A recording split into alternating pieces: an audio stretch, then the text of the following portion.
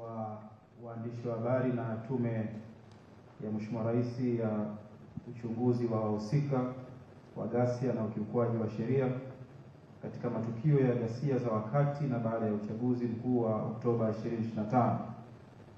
Mbele yenu ni tume, na bila kupoteza muda nitakaribisha mwenyekiti wa tume, Jaji mstaafu wa Mahakama ya Rufani Shaban Lila kwa ajili ya kuzungumza nani.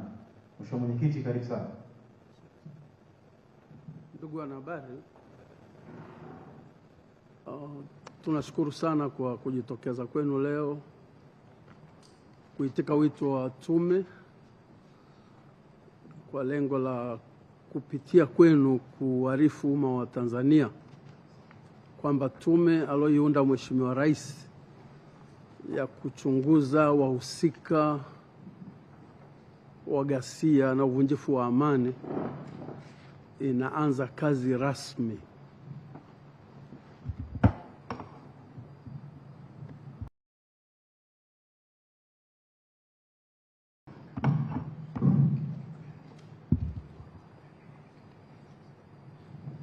Ndugu wanahabari, kama mnavyokumbuka, Tanzania ilifanya uchaguzi mkuu tarehe 29 mwezi wa Oktoba mwaka 2025 ikiwa ni utekelezaji wa matakwa ya kikatiba. Katiba yetu ya Jamhuri ya Muungano wa Tanzania ina mojawapo ya matakwa yake ni kuhakikisha kwamba kila baada ya miaka mitano unafanyika uchaguzi mkuu wa kuchagua viongozi wetu, Mheshimiwa Rais na wabunge. Ndugu wanahabari, pia mnafahamu kwamba wakati wa uchaguzi huo wa mwezi Oktoba tarehe 29 mwaka 2025 kwenye baadhi ya maeneo kulitokea ghasia na uvunjifu wa amani. Kwa hiyo uchaguzi haukwisha salama kwenye baadhi ya maeneo, na kutokana na hilo Mheshimiwa Rais kwa busara zake aliunda tume kwa ajili ya kuchunguza matukio mbalimbali ya ghasia na uvunjifu wa amani, na tume ile Mheshimiwa Rais alimteua Mheshimiwa Jaji Chande kuwa mwenyekiti wa ile tume. Waandishi na wanahabari wengi naona wanatumia jina kusikiliza, kusoma kwenye magazeti, tunaona mnaandika hivyo. Ndugu wanahabari,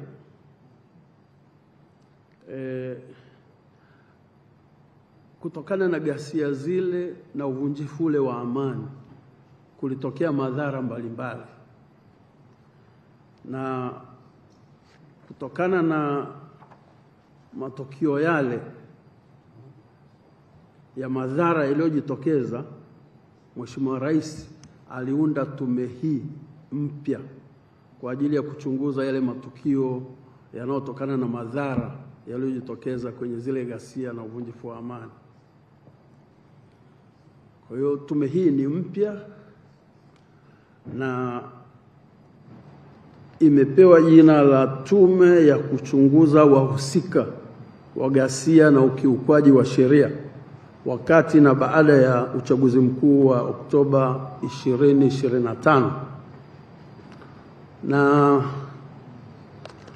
tume hii inaongozwa na mimi, naitwa Shaban Ali Lila, nikiwa jaji mstaafu wa Mahakama ya Rufani Tanzania, na ina makamishna 6.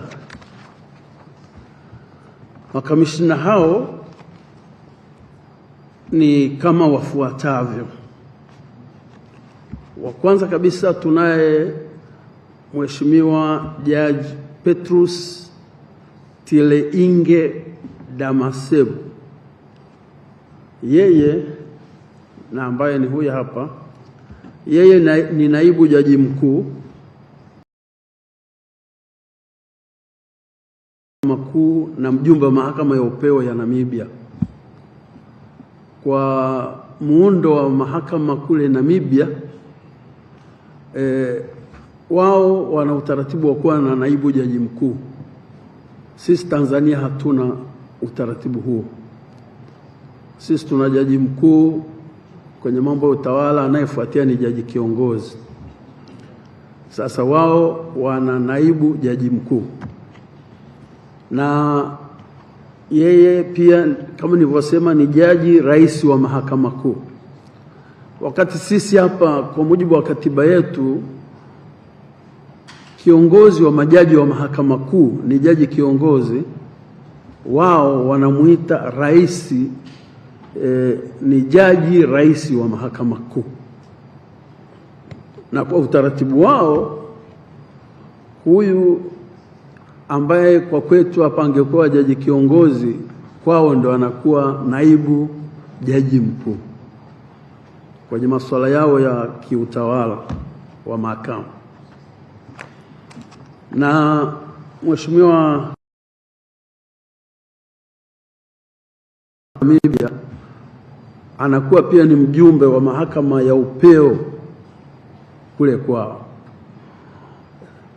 Mahakama za upeo tunasikia hili jina mara nyingi Kenya, na maana yake halisi ni ile mahakama ya tunaita Supreme Court, lakini haina maana kwamba Namibia wana Supreme Court kama ambavyo sisi hapa. Kwa hiyo wao ukitoka mahakama kuu, inayofuata juu ni mahakama ya upeo. Hawana mahakama ya rufani level ambayo sisi hapa tunayo. Kwa hiyo kwa nafasi yake kama jaji na rais wa mahakama kuu, anapata pia nafasi za kukaa na kusikiliza mashauri kwenye mahakama ya upeo.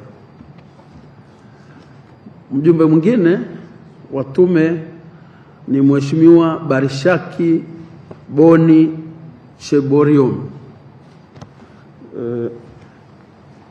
Yuko pale, yeye ni jaji wa mahakama ya rufani ya Uganda, na pia ni jaji ambaye anatumika kwenye mahakama yetu ya haki pale Arusha, na yuko kwenye kitengo cha rufani. Hapa nazungumzia East African Court of Justice. Kwa hiyo anatumika pale pia kama jaji wa rufani.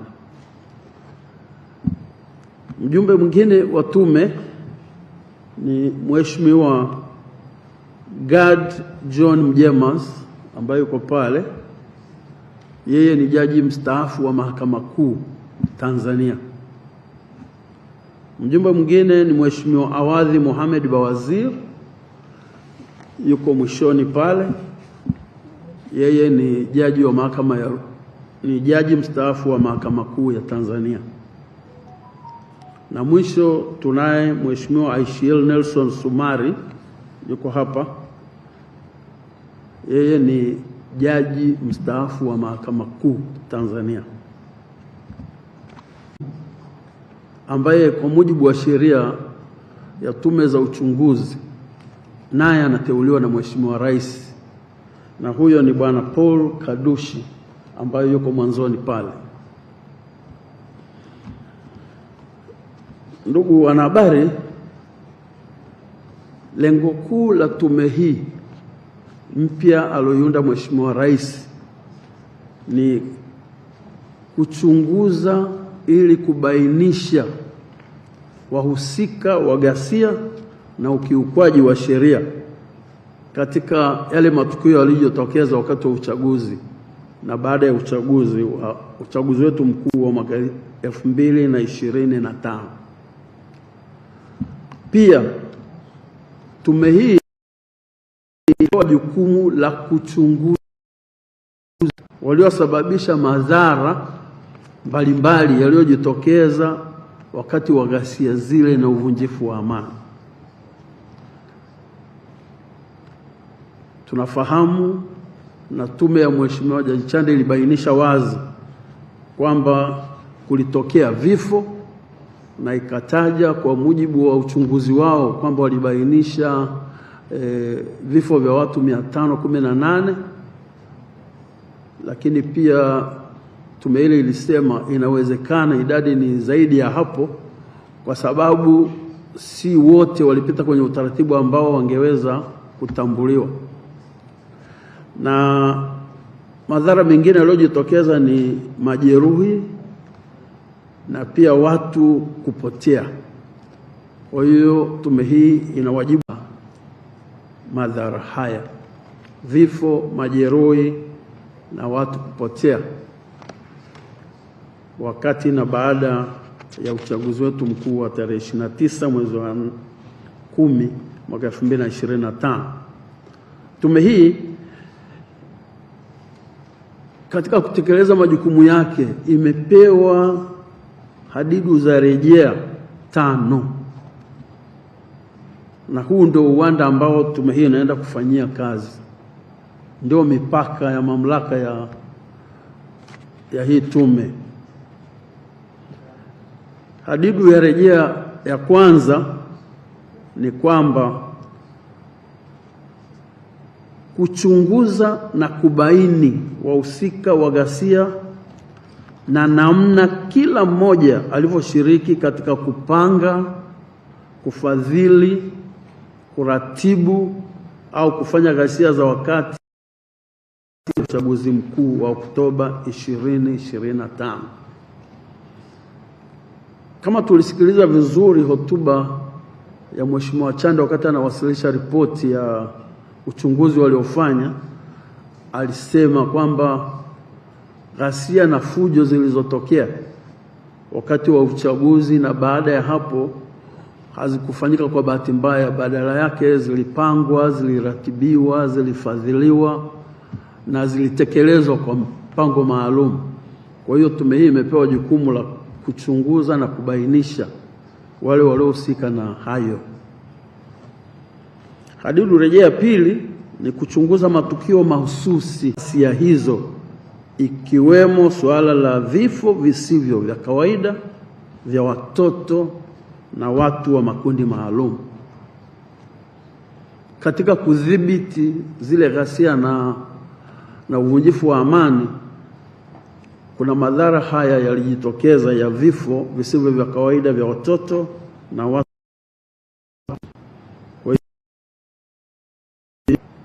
Tume hii imepewa jukumu la kwenda kuchunguza hayo.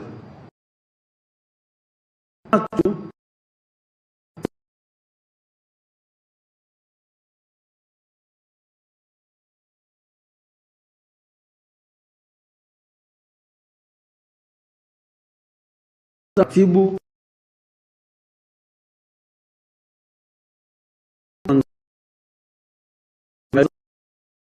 nje ya maeneo ya ghasia na watu kupotea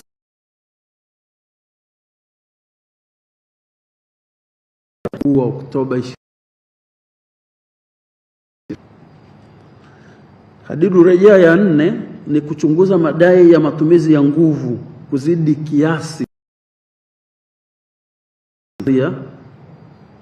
taratibu na miongozo iliyowekwa wakati na baada ya uchaguzi mkuu wa Oktoba 2025. Na hadidu rejea ya mwisho ni kuchunguza suala lolote ambalo tume itaona kuwa ni muhimu na linaendana na majukumu ya tume. Hizo ndio hadidu rejea 5 ambazo tume hii imepewa jukumu la kwenda kuzifanyia. Hayo ndio mawanda au upana wa majukumu yalopangwa kwa ajili ya tume hii kufanyia kazi. Ili kupata taarifa zitakazowezesha tume hii kukamilisha kazi yake vizuri, tume imepanga kukusanya taarifa kwa kutumia njia mbalimbali. Njia hii ni kupokea ushahidi wa moja kwa moja, yaani wa ana kwa ana, kutoka kwa watu wowote, mtu yoyote mwenye taarifa kufika mbele ya tume na kutoa maelezo. Kuna kukagua na kuangalia nyaraka mbalimbali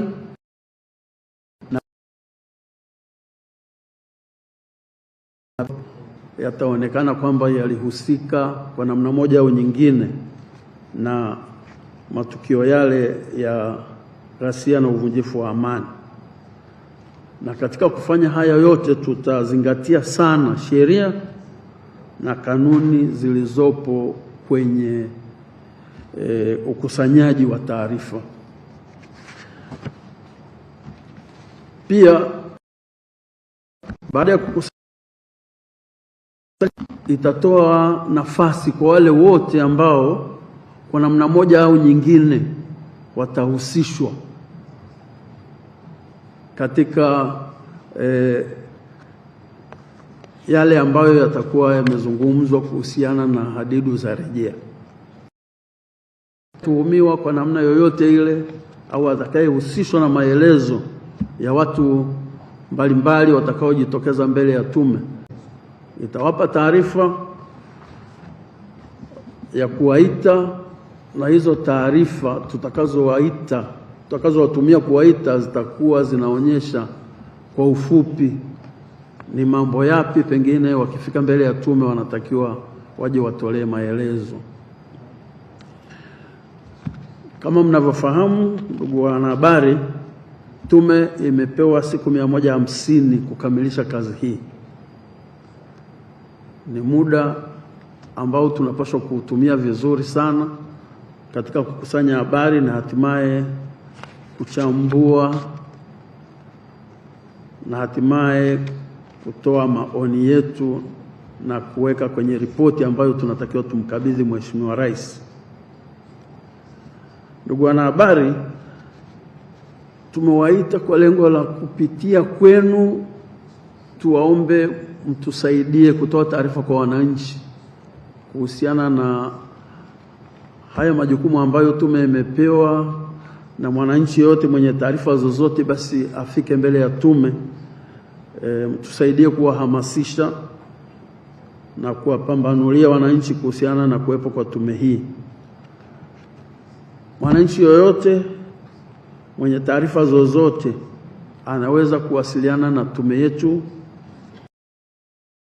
kupitia barua pepe barua@tume.z. Narudia, barua@tume.uchaguzi.go. Ujumbe mfupi wa simu au wa WhatsApp.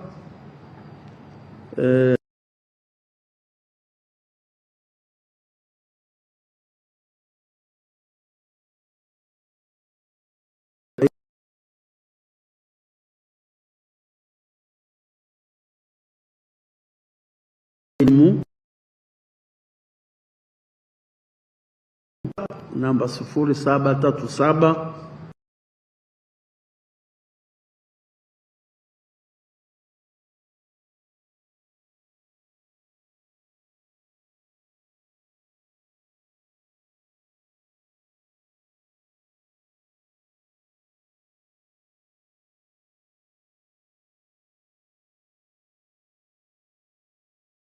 na akaweka utaratibu wa kumwezesha kufika mbele ya tume. Popote pale ulipo, tume itafanya utaratibu wa kuhakikisha unafika mbele ya tume. Mwisho, ndugu wanahabari, kama nilivyosema toka mwanzo, lengo la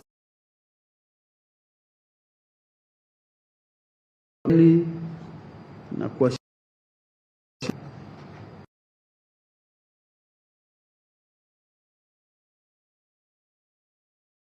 vyombo vya habari kuwaarifu wananchi kuwa tume imeanza kazi rasmi baada ya kufanya maandalizi mbalimbali. Na pia tunaomba hata nyinyi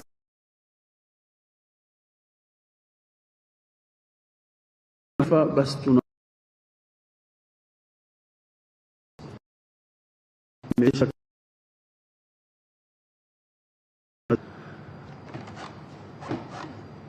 pia kwa sababu tutakuwa tunakwenda sehemu mbalimbali, basi tunaomba ndugu waandishi, pale tutakapofika mkiwa na taarifa basi muarifu wananchi wa maeneo husika kupitia njia mbalimbali kwa ajili ya kuhudhuria mbele ya tume. Haya ndio maelezo muhimu tuliona tuyawasilishe kwenu waandishi na wanahabari kwa ajili ya kuyafikisha kwa wananchi. Asanteni sana kwa kutusikiliza na asanteni kwa kufika.